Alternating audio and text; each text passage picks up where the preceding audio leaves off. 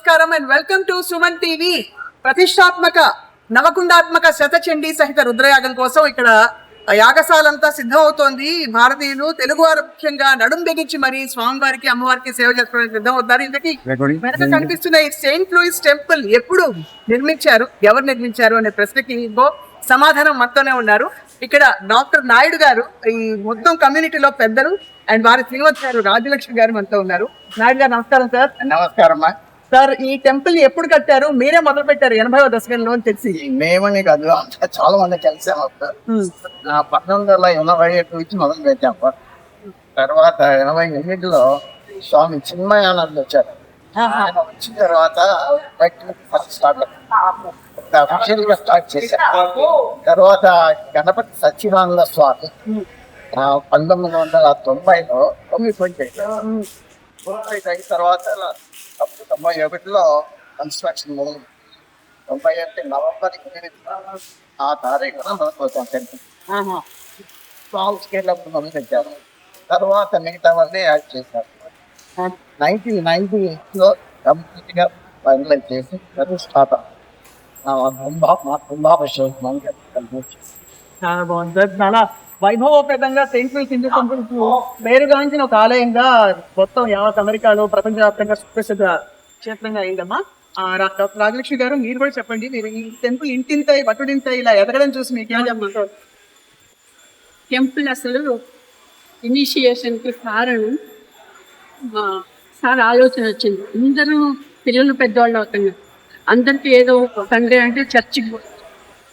మన పిల్లలకి ఏమి లేదు, రాబోయే జనరేషన్కి ఏమి లేదు, ఏదో ఒకటి ఉండాలి అని చెప్పేసి అదే ఐడియాతో మొదలైంది. అందరూ మనుషులు కూడా కలిసారు.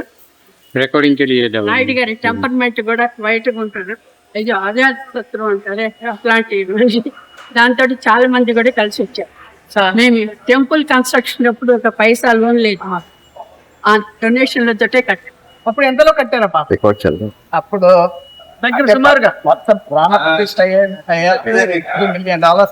ఓహో, అంటే $3 మిలియన్ అంటే మామూలు విషయం కాదు. తర్వాత తరానికి ఇవ్వాలనే సత్సంకల్పంతో మీరు చేయడం. అప్పటి నుంచి ఎన్నో విజయవంతమైన కార్యక్రమాలు జరిగాయి. సో ఈసారి సత్యచండీ యాగం జరగడం అంటే అమెరికా జరుగుతున్న కూడా మొదటిసారి ఏమనిపిస్తుంది? అది నాకైతే ధైర్యం చాలదు, కానీ రజనీకాంత్ లాంటి పూనుకున్నాడంటే ఏదో ఒకటి చేస్తాడు. అందుకని just left it right. Doctor Naidu గారు, మీరు గ్యాస్ట్రోఎంట్రాలజిస్ట్ గా ఇక్కడ సుప్రసిద్ధ వైద్యులుగా అందరికీ పెద్దలుగా తెలుసు. మీరు ఈ గుడి వాళ్ళు మాకు చూపించాలని మా చిన్న కోరిక. తప్పకుండా అమ్మా, గ్యాస్ట్రోఎంట్రాలజిస్ట్ కానీ పెద్దవాణి గారు. ఎనీవే, టెంపుల్ రాజగోపాల్ తర్వాత తర్వాత నాకు గణపతి ఆయన డ్రాయింగ్స్ ఇచ్చాడు. ఆయన చెప్పినట్టు మేము చూసాం. ఆయన చాలా స్ట్రిక్ట్ గా ఉండేవాడు. మేమేమో government college architecture structure that only college of in India. It was very famous. We built that 135th వాళ్ళు చేతుల్లో కూడా కట్టారు. ఆయన అథారిటీ తెలుగు ఆర్కిటెక్చర్లో ఆయన ద్వారా అన్ని చాలా బాగుంది సార్. చాలా ఇప్పుడు మనం చూస్తాం లోపల, అంటే ఎవరికి ఏ ఇష్ట దైవం ఉంటే భగవంతుని ఎన్ని రూపాల్లో ఏకం సత్ విప్రాభూతావతి వదంతి అంటుంటారు పెద్దలు. అలాగా ఎన్ని రూపాల్లో కొలుచుకోవచ్చు, అన్ని రూపాల్లో ఎంత మాత్రమున ఎవ్వరు కొలిచినా అంత మాత్రమే నీవు అన్నట్టు స్వామివారు, అయ్యవారు, అమ్మవారు, గణపతి స్వామి, అలాగే మనకి అయ్యప్ప స్వామి, షిరిడి బాబా అందరూ దర్శనం ఇవ్వబోతున్నారు. గుళ్ళోకి అడుగు పెట్టి చూద్దాం సార్. ఇప్పుడు ఇక్కడ అందరికి ఇష్టమైన దైవం పెట్టాలనుకున్నారు. సో ఎలా మొదలై ముందు ఏ విగ్రహ ప్రతిష్ఠ జరిగింది? గణపతి మాకు గణపతి స్థపతి ఆయన డ్రాయింగ్స్ ఇచ్చారు. ఆయన అడిగాం మెయిన్ విగ్రహం ఏది పెట్టాలని. ఆయన అన్నాడు వెంకటేశ్వర స్వామి ఎదురు పెట్టాలి అని. ఎందుకంటే ఆయన స్వయంభూ నారాయణుడు, రామావతారం, కృష్ణావతారం అవన్నీ మానవ అవతారం. అందుకని స్వయంభూ వెంకటేశ్వరుడు కాబట్టి ఆయన విగ్రహం పెట్టాలి ముఖ్యంగా చెప్పారు. అందువలన ఆయన మాకు క్వశ్చన్ లేకుండా అదే పెట్టేశారు. దాంతో మిగతా వాళ్ళు కూడా సాటిస్ఫై చేయాలి కదా అని చెప్పి మిగతా విగ్రహాలు కూడా చాలా పెట్టారు. చాలా బాగుందండి. అలాగే మనం అనుకుంటాం వెంకటాద్రి సంస్థానం బ్రహ్మాండే నాస్తికే వెంకటేశ్ నమోదేవో నభూతో నా భవిష్యత్తు. అమ్మా మీరు చెప్పండి, ఇక్కడ అందరి దేవతల్ని ఇక్కడ ప్రతిష్ఠించడానికి ప్రధాన కారణం ఏంటి? ఇక్కడ జైన్ టెంపుల్ కూడా ఉంటుందని చూసాము, అయ్యప్ప స్వామి ఆలయం కూడా ఉంది. చాలా గ్రూప్స్ కి ఒక్కొక్కరికి ఒక్కొక్క ఇష్టదైవం ఉంటారు.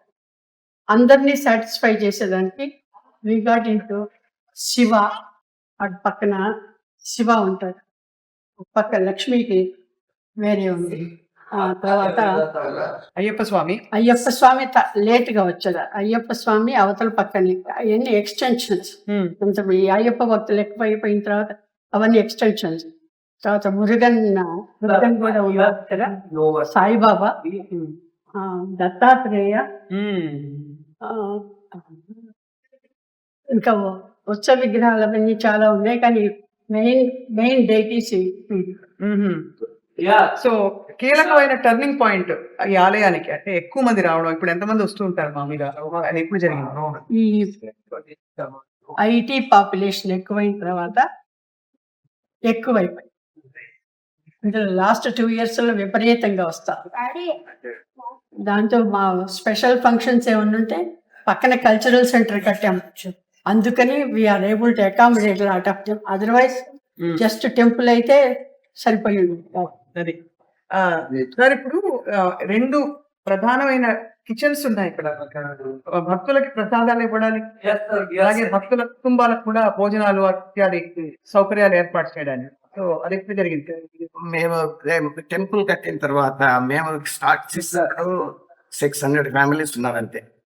తర్వాత 2000 తర్వాత వైద్యుకి వచ్చిన తర్వాత విపరీతంగా 500 వచ్చారు. ఆ వచ్చిన తర్వాత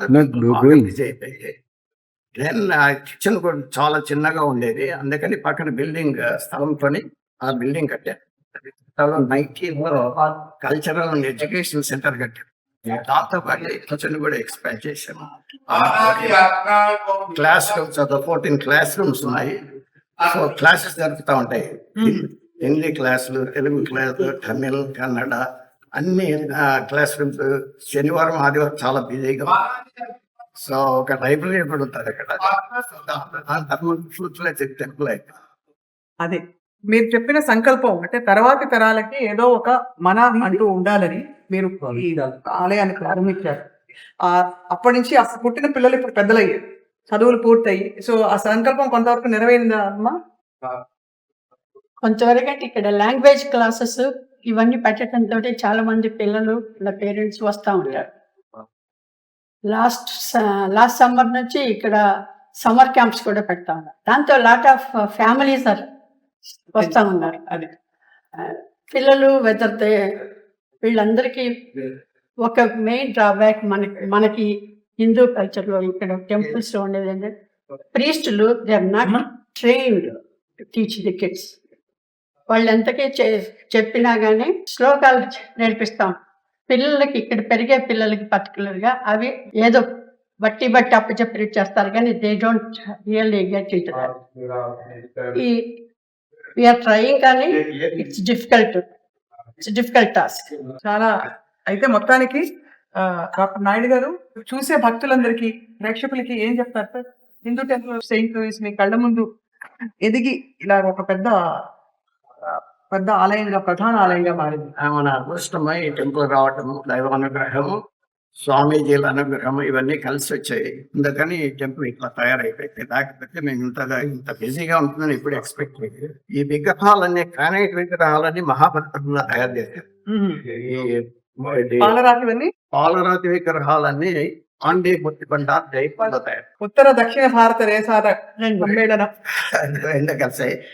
జైన్ సెంటర్ కూడా యాడ్ చేశారు. ఎందుకంటే ఇక్కడ ఓన్లీ 40 ఫ్యామిలీస్ ఉన్నారు జైన్ టెంపుల్. వాళ్ళకు సపరేట్ గా టెంపుల్ కట్టుకోవడానికి వాళ్ళకి అవకాశం లేదు. అందుకని వాళ్ళు అడిగితే వాళ్ళు కూడా స్పేస్ ఇచ్చి జైన్ టెంపుల్ ఇక్కడ యాడ్ చేశారు.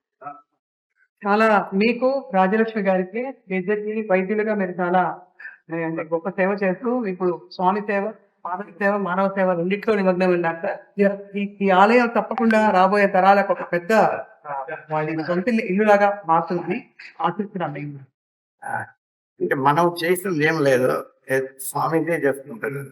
నాహకర్త హరి కర్త.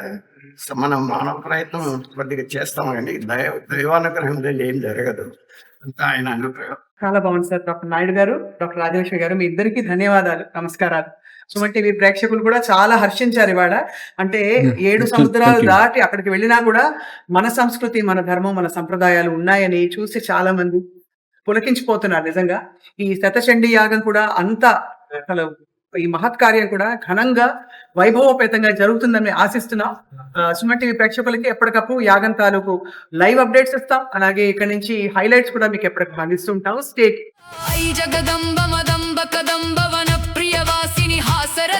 సుమన్ టీవీ ప్రేక్షకులకి ఓం నమో వెంకటేశాయ. చాలా గొప్ప సంకల్పంతో ముందుకు వెళ్తూ చేస్తున్నాం. దయచేసి అందరూ వీలైనంత మంది మీరందరూ రావాల్సిందిగా ప్రార్థిస్తున్నాను. అలా కాకుండా కూడా లైవ్ టెలికాస్ట్ అలా చూసినా కూడా ఎక్కడి నుంచైనా ఈ కార్యక్రమంలో భాగస్థులు కండి, అదే నా కోరిక, విన్నపం.